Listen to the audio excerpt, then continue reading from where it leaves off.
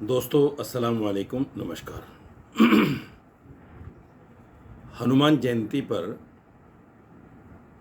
गाज़ियाबाद लूनी में हिंदू रक्षा दल के ज़रिए से एक शोभा यात्रा निकाली गई और उसमें एक झांकी की टाइप एक आदमी को खड़ा किया गया जिसके सर पे जाली टोपी, चेहरे पे दाढ़ी लगाई गई नकली और हाथ में उसके तलवार।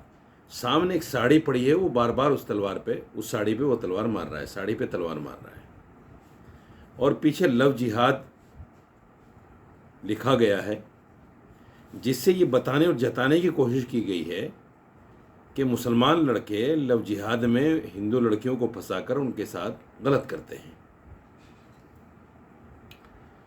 ये सब गलत है, करते होंगे मुसलमान भी, मैं इनकार नहीं करता, लेकिन वो लव जिहाद के नाम पर नहीं करते। किसी लड़की से प्यार मोहब्बत में इश्कबाजी में पड़ जाते होंगे, वो इस्लाम को नहीं जानते। इस्लाम क्या है? इस्लाम तो ये कहता है कि शादी से पहले किसी लड़की के साथ तन्हाई में बैठना, उसके साथ घूमना फिरना, उसके साथ खाना पीना, उसके साथ रिलेशनशिप तो बहुत दूर की बात है, उसके साथ तन्हाई में बैठना भी जायज़ नहीं है, हराम है। तो जो लड़के इस तरह का काम करते हैं मुसलमान कि हिंदू लड़कियों के साथ इश्क माशूक में पड़ जाते हैं और घूमते फिरते हैं, तो वो हराम काम करते हैं। इस्लाम नहीं सिखाता इन चीज़ों को, इस्लाम तो हराम कहता है इन तमाम चीज़ों को। लेकिन ये झांकी निकाल कर अपने उस करतूतों पर पर्दा डालने की कोशिश कर रहे हैं जो हिंदू लड़के बाकायदा भगवा लव ट्रैप के ज़रिए से मुसलमान लड़कियों के साथ कर रहे हैं।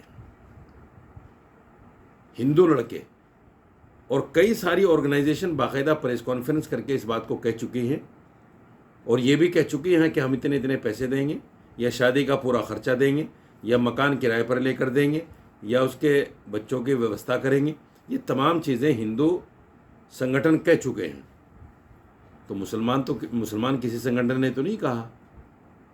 छांगूर की बात आई तो तमाम मुसलमानों ने खुलकर उसकी मुखालफत की और कहा भाई सज़ा होनी चाहिए कानून के मुताबिक। इस्लाम में तो ये चीज़ें हैं ही नहीं।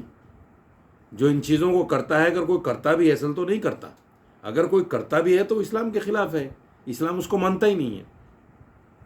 तो फिर ये चीज़ें इस तरह की करने का फ़ायदा क्या? इससे हिंदू मुस्लिम नफ़रत फैलाना, देश में अपने ही देश में दो भाइयों को आपस में लड़ाना। मैं बार बार कह चुका हूँ इस बात को। देखिए, दुश्मन ताक लगाए बैठा है, कभी भी कुछ भी हो सकता है, लेकिन कुछ कम अकल लोग, कुछ बेवकूफ़ और जाहिल लोग आज भी हिंदू मुसलमान करके अंदर अपने आप में एक दूसरे के साथ नफ़रत का खेल खेल रहे हैं। इन बेवकूफ़ों को, इन जाहिलों को ये पता नहीं है कि मुसलमान इस देश का सच्चा वफादार है, मुसलमान इस देश के लिए जीता है, मुसलमान इस देश के लिए मरता है और यही दफन हो जाता है। तुम्हारी राख को गंगा में बहा दिया जाता है, वो पाकिस्तान पहुंचती है कि बांग्लादेश पहुंचती है कुछ नहीं कहा जाता। मुसलमान इस मिट्टी से पैदा होता है, यही दफन हो जाता है, हड्डियां यहीं सड़ गल जाती हैं, कहीं नहीं जाता। लेकिन फिर भी मुसलमान को गद्दार बताने की कोशिश करते हैं। तो ये जो हिंदू रक्षा दल है, मैं पहले भी कह चुका हूँ, हिंदू रक्षा दल ये आतंकवादी दल है। सरकार को इसका नोटिस लेना चाहिए, एजेंसियों को इसकी जांच करनी चाहिए, इसके फंडिंग कहाँ से हो रही है, इसको पैसा कहाँ से मिल रहा है, ये जो गैर रक्षा के नाम पर लोग काम कर रहे हैं, इनको कहाँ से फंडिंग हो रही है, ये ऐसा क्यों कर रहे हैं, इसके पीछे क्या इनकी सोच है, ये मुसलमानों को क्यों इस तरह मार रहे हैं, मुसलमानों को क्यों बदनाम करने की कोशिश कर रहे हैं। सरकार को इसकी जाँच करनी चाहिए और मैं फिर सरकार से आग्रह करता हूँ इसकी जाँच करें। लेकिन अफसोस की बात यह है कि जब सरकार में बैठे ही कुछ लोग इस तरह का काम करें, इस तरह के उल्टे सीधे उलझुल बयान दें। अलीगढ़ के एक एमपी हैं सतीश गौतम, बड़ा अजीब आदमी है, हमेशा उल्टी बात करता है। कह रहा है मुसलमान सरकार की स्कीमों का सबसे ज़्यादा फ़ायदा लेते हैं। हॉस्पिटल में चले जाओ, मकान की बात हो, किसी भी चीज़ की बात हो, मुसलमान को ज़्यादा मिलता है। अरे मुसलमान को अगर मिलता है तो कोई किसी का रहमो करम थोड़ी है। किसी का रहमो करम नहीं है, किसी के बाप का नहीं लेते हम। ये तो सरकार, चूंकि हमारी देश की जो सरकारें हैं वो धर्मनिरपेक्ष होती हैं, इसलिए जो भी स्कीम बनेगी वो सबके लिए बनेगी। हिंदुओं को क्या मिलता नहीं है?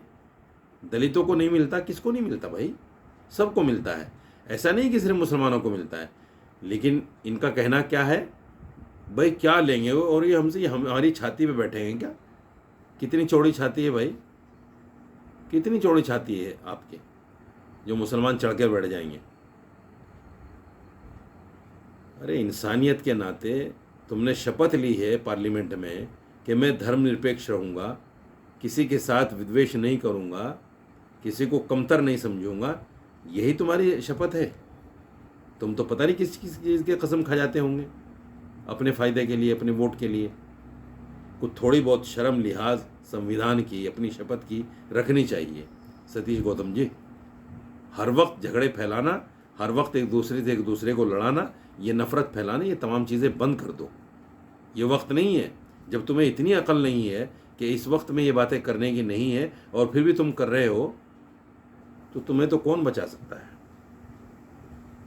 मैं सरकार से फिर आग्रह करता हूं कि ऐसे लोगों की जांच हो और इन पर अच्छी कार्रवाई हो, ताकि फिर दोबारा कोई इस तरह की हरकत न कर सके।